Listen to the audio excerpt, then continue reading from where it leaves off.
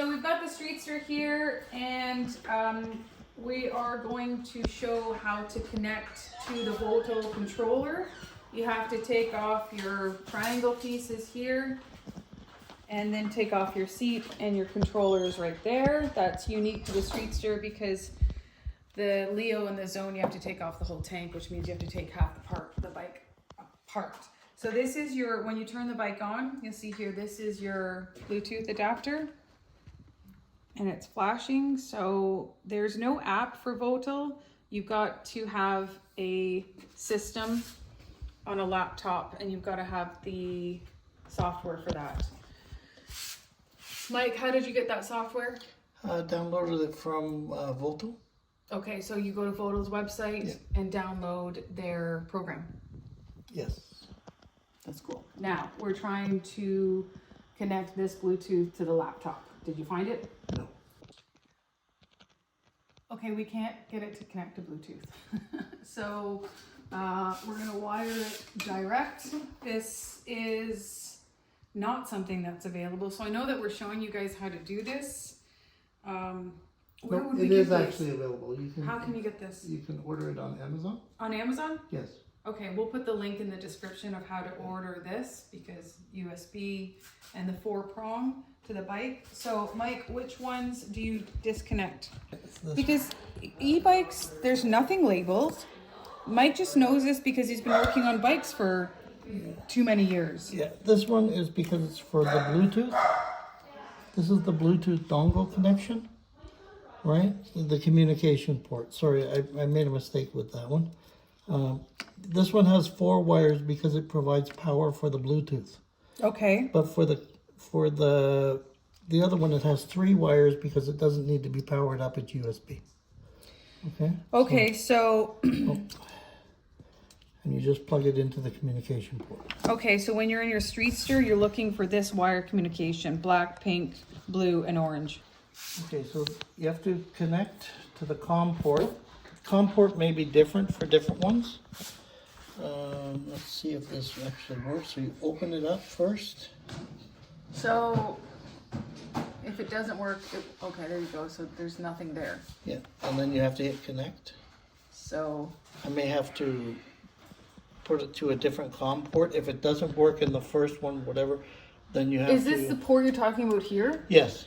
Okay. That's a right, we need to COM make port. this for, you know, Connect for Dummies. For which USB. Is why I'm here. USB. To answer. So it's not connecting. Okay. So what I normally do is just shut it down. See, because you get abnormal. Shut it down. Let's try a different port. Open it up. And so it's going to be COM 10. It's usually the last one. But on every computer it's different. It could be COM 3, it could be COM 4, it could be COM any number. This one just happens to be COM 10. I'm going to open the port. And then connect. Connect. Is the bike on? Oh, Yeah. sorry. Oh. No, the bike needs to be on. Sorry. Duh. Sorry. Yep, the bike needs to be on. And Okay. now I have all my numbers. There's the numbers. Can you zoom in? Oh, actually, you're pretty close. Now we'll do step by step of what you need to do here, which is you have to save your parameters, right, Mike? Yes. Super, super important. Yeah, you have to actually save the parameters. Because if you screw something up, you can go back to the factory configuration. So you go config, and then I'm just going to name it 1, 2, 3 as the configuration. Okay. So that one I know for sure because there is no reset to get your bike working if you mess it up. Yeah, super important step. Okay.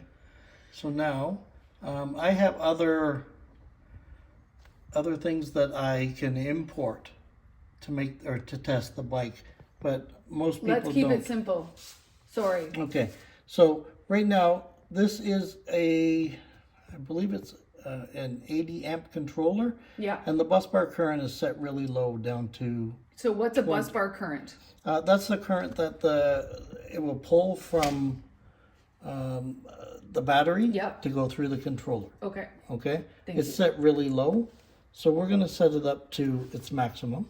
And guys, if you're going to do this, please do exactly as we're telling you here, and don't come at us if you screwed it up. Yeah. Phase current, we can also... What's phase current? Phase current is going through the phase lines. It's much... Okay. Yeah, it's just your current that goes through. Okay. Again, if you're not sure what you're doing, there are help from Votel online. So, yeah. But this is your recommended, because we're not going to dial this up crazy. We're just going to just, did we test the speed before? I don't believe we did. But... Okay, we'll do another one after too. Okay. All right, so we did the phase current. Yeah. So now we go over to your page 2. Yeah, the sport mode current is already set at 80. Mm-hmm. The HDC, that's an electric brake assist. I set this one up to 990. Okay. Why I do that? It just allows a little bit more speed.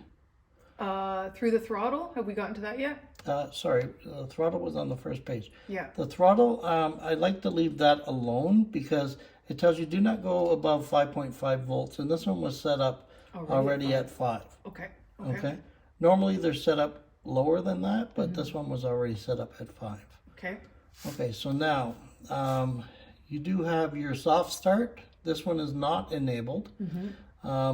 A lot of people, for safety reasons, want it disabled for when they're at a light and they want to be able to take off with the traffic rather than slow the traffic up and possibly get hit by a car. Yeah, I would want a faster start. Right. Okay, so now we also have... So that's off. That's off. Okay. Okay, so now we have your low, mid, and high speed. And your 3-speed default gear should always be set into high if you want more speed out of the bike. Okay. A lot of the recommendations I'm making are just personal recommendations, and you can always change them to what... If they know enough and do enough digging, but this is like... Yeah. We can set them up. Let's just set them up just a little, like these bikes maybe should do a top speed of 85 to 90. Okay. Nothing more than that, because the brakes aren't set up, the tires aren't set up. Exactly. If people have watched the videos enough, we're not supporting this. We're just, we're an information channel. Exactly. So page 3, I do not change anything on page 3 because that's only for somebody who's changed their motor and everything else. So this is all left alone. Your display will just tell you faults and whatnot if there's a problem. So I don't change anything on here. And your port settings, you do not need to change anything because it's set up for all of your switches and everything else already from the factory. Okay. So we don't need to do that. Now we have to make sure that we save the parameters. Or sorry, we have to write the parameters to the controller. It's write successful. And now the parameters... do you have to save it?